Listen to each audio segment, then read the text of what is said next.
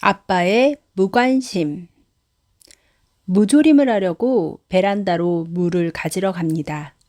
아이들이 얼마 전 친정집에 다녀오면서 물을 몇 개 들고 왔는데요.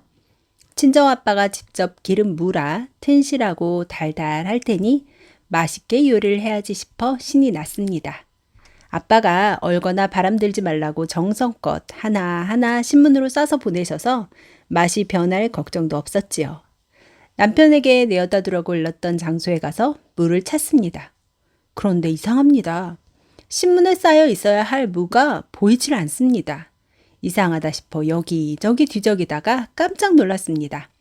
아빠가 정성스레 하나하나 신문지로 꼭꼭 포장해서 보내준 무가 모두 홀라당 신문지가 벗겨진 채 베란다에 놓여 있었기 때문입니다. 굳이 포장된 물을 하나하나 꺼내놓은 정성이 여간 아닙니다. 부지런하고 정성스러운 남편답습니다. 왜 물을 종이로 감쌌는지 알리 없는 남편은 그저 신문을 치우는 나의 고단함을 덜어주고자 신문을 벗겨놓았을 텐데요. 덕분에 무가 말캉말캉합니다. 베란다의 찬바람에 이미 바람이 든 것 같습니다. 얼마 전에도 콩나물국을 끓이는데 팔팔 끓는 국을 보더니 뭐야? 맛있겠다 하며 얼른 뚜껑을 열어 불호령을 받았습니다. 콩나물 비린내 나는데 왜 중간에 냄비 뚜껑을 여는하며 호통을 치는 나에게 그게 그렇게 심하게 화낼 일이냐며 서운해하던 남편입니다. 그때가 생각나 잔소리 한마디 하려다 참습니다. 그러게 섬세하신 남편님 덕분에 힘드네. 모르면 가만히 있으면 중간이라도 간다는데 남편의 무관심이 이럴 때는 그립구만. 남편, 아니 아빠의 무관심이 필요한 순간이 이때만은 아닙니다. 여보, 당신 애들한테 말 좀 해. 애들이 요즘 방학이라 1시쯤 스터디 카페에 가잖아. 그런데 애들이 아침 안 먹고 나가서 오후 3, 4시쯤 되면 꼭 외식을 해. 돈이 아까워서가 아니라 너무 돈을 쉽게 생각하는 것 같아서 말이야. 돈을 쓸 때 한 번 더 생각하고 신중해야 하는데 아빠 카드라고 막 쓰는 거야. 그건 아니잖아? 앞으로 내 카드는 집에 두고 아침은 꼭 집에서 챙겨 먹으라고 당신이 얘기해. 내가 말하면 화나서 좋게 말 못할 것 같아. 정말 섬세한 사람입니다. 나는 엄마 아빠 출근하고 나서 아이 둘이 하루 종일 있는데 한 끼 정도는 외식해도 괜찮다고 생각했습니다. 어차피 아이들이 좋아할 음식으로 따끈하게 차려줄 수 없는 엄마니까요. 마음에 드는 음식을 골라 사 먹는 게 아이들이 하루의 유일한 낙이기도 했습니다. 둘이서 집밥만 먹자면 영양도 없는 음식을 반복해서 먹거니와 스터디 카페에서 바람 쐬어 나올 명목도 없지요. 한 끼 사 먹는 것으로 바람도 쐬고 공부하는 것에 대한 보상으로 나쁘지 않다고 생각했는데요. 남편은 그게 마땅치 않은 모양이었어요. 게다가 불만이 있으면 직접 말하면 될 텐데 꼭 나를 시킵니다.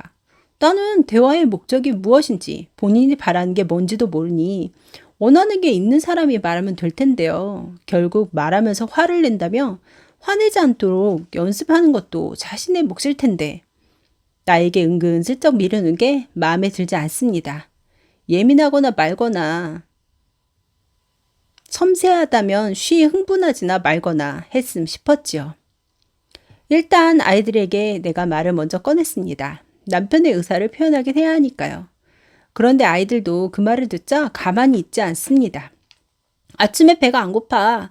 집에 마땅히 먹을 것도 없잖아. 나가서 사 먹을 때도 가장 싼 걸로 골라서 먹는데 왜 그래?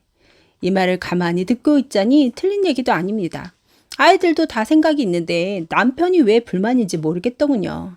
직접 얘기를 해보세요. 뭐가 문제인지. 남편은 내 이야기를 듣고도 직접 나서지 않았습니다. 말하면 격하게 화를 낼 것 같은지 가족 단톡방에 문자로 글을 써놓았더군요.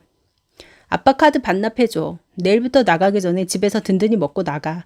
그래도 배고프면 너희들 돈으로 우선 사 먹고 아빠한테 달라고 해. 그럼 줄 테니까. 지금 방식은 아닌 것 같아. 집에서 나가기 전에 꼭 사 먹어야 할 상황이다 판단될 때는 카드 가져가서 사 먹어도 돼. 단 집에 와서 꼭 반납하고. 그 외의 상황에서 사 먹을 땐 니들 돈으로 먼저 써. 너희 못 먹게 하려는 거 아니야. 아빠가 그런 사람으로 보여? 문자에서도 급발진한 남편의 모습이 느껴졌습니다. 집밥보다 외식을 주로 생각하는 아이들의 사고방식을 고쳐주고 싶은 것 같았습니다. 일단 남편이 나서지 않고 아이들은 반항하니 나조차 머리가 아팠습니다. 본인이 원하는 바를 끝까지 얘기하지 않는 남편이 답답했죠. 차라리 원하는 게 없었으면 나았을걸. 자신의 방식을 강요하면서 아이들을 설득해내지 못했으니까요. 설득할 자신이 없으면 불만을 말하지 않았어야지 싶었습니다. 그러나 남편의 말도 틀린 얘기는 아니었기에 또 설득하기에 내가 나서야 했습니다.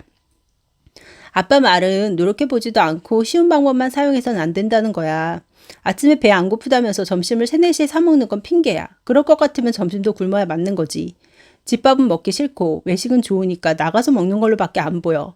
그리고 집에 먹을 게 없다지만 엄마가 저녁에 해놓은 음식들이 분명히 있어. 어느 집에서 매일 새로운 반찬을 만들어 먹니? 남아있는 반찬을 먹어. 그게 싫으면 냉장고에서 재료를 꺼내서 만들어 먹어도 되지. 너희들이 말하는 2가지 이유 모두 핑계 같아. 아빠랑 엄마는 외부에서 너희랑 먹는 거 이외에 외식을 하지 않아. 그건 외식이 몸에 안 좋기도 하지만 가격이 너무 비싸서도 그래. 그런데 2가지 나쁜 점이 있는 외식을 성장기에 너희들이 즐긴다는 게 아빠는 불만인 것 같다. 노력해보고 안 될 때는 할 수도 있지만 그게 아니라면 먼저 어떤 노력은 해봐야 되지 않겠냐는 말이잖아. 아이들은 그제야 자기들의 행동에서 아빠가 어떤 점을 고쳐주고 싶었던 건지 이해하는 것 같았습니다. 하지만 나는 거기서 멈출 수가 없었습니다.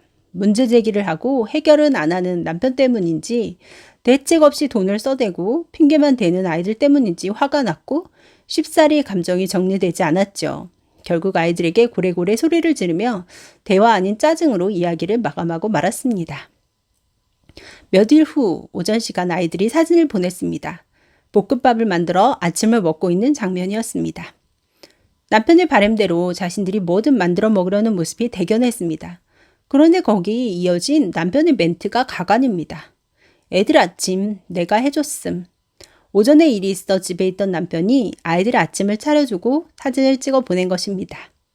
진짜 아이들이 스스로 할 수 있게 하든지 해주면서 불만을 갖지 말던지 한 가지만 하세요. 나는 속으로 남편에게 한마디 건넸습니다. 아이들을 끝까지 믿지도 못하고 챙기면서 왜 스스로 하지 못하느냐고 윽박지르는 남편을 보며 속이 터지네요. 왜 무에 신문을 씌워서 보냈는지 모른다면 차라리 신문지를 벗기지나 말았으면 싶은데요. 소크라테스는 영혼이 자신을 알고 싶으면 다른 영혼을 마주해야 한다고 했습니다. 남편을 보며 나의 말도 안 되는 논리를 되돌아보게 됩니다. 나 또한 저렇게 말도 안 되는 고집으로 아이들에게 원칙 없는 육아를 하고 있겠구나 싶어지는데요. 이리저리 갈팡질팡 헤매는 부모 때문에 아이들도 참 고생이 많습니다.